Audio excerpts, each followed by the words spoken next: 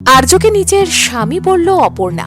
সবার সামনে নিজেদেরকে স্বামী স্ত্রী বলে পরিচয় দিল। কোন দিকে এগোচ্ছে দুজনের জীবন? তবে প্রেম নয়, এগোতে পারে শত্রুতার দিকেই। গঙ্গা বক্ষে আর্যকে জড়িয়ে ধরল অপর্ণা। অপরদিকে অপর্ণাকে নাকি মনের কথা জানালো আর্য, বলেই দিল সেও অপর্ণাকে মন থেকেই ভালোবাসে।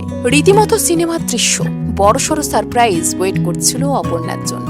সেটা অপর্ণা আগে টেরও পায়নি। দেখে চোখ জুড়লো দর্শকদের। চিরদিনই তুমি যে আমার ধারাবাহিকের অনুরাগীরা এই পর্বটার জন্যই তো ওয়েট করছিলেন। ইতিমধ্যেই দুজনের কেমিস্ট্রি দর্শকদের মন জয় করেছে। প্রচুর জনপ্রিয়তা পেয়েছে, কিন্তু টিআরপিতে এখনো সেইভাবে এফেক্ট ফেলতে পারেনি। নতুন প্রোমো দিয়ে কতটা টিআরপি আসতে চলেছে? তবে কি পাকাপোক্ত জায়গা করে নিতে চলেছে এই ধারাবাহিক?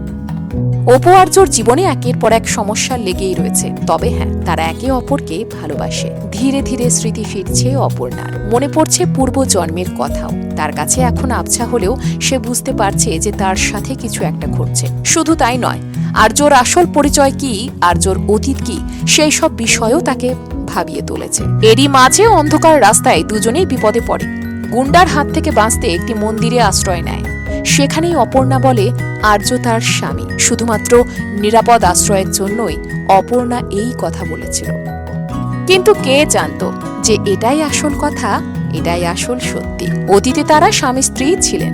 স্বাভাবিকভাবেই মন্দিরের সেবকরা অপর্ণা আর আর্যকে স্বামী স্ত্রী ভেবে একসাথে পুজো দিতে বলেন। এইভাবেই কি আবারও নতুন করে বাধা পড়বে দুজনের জীবন? তাছাড়া বহুদিন ধরে একটা টালমাটাল পরিস্থিতির মধ্য দিয়ে চলেছে দুজনে। অবশেষে এক হতে চলেছে তারা। অপু জানতো যে আর্য তাকে ভালোবাসে, কিন্তু মুখ ফুটে বলতে পারে না। আর সেই দিনের জন্যই তো অপেক্ষা করছিল অপর্ণা। রীতিমতো গঙ্গাবক্ষের জলের মাঝে চারিদিকে বেলুন দিয়ে সাজানো সুন্দর পরিবেশে অপর্ণাকে মনের কথা বলেছে আর্য।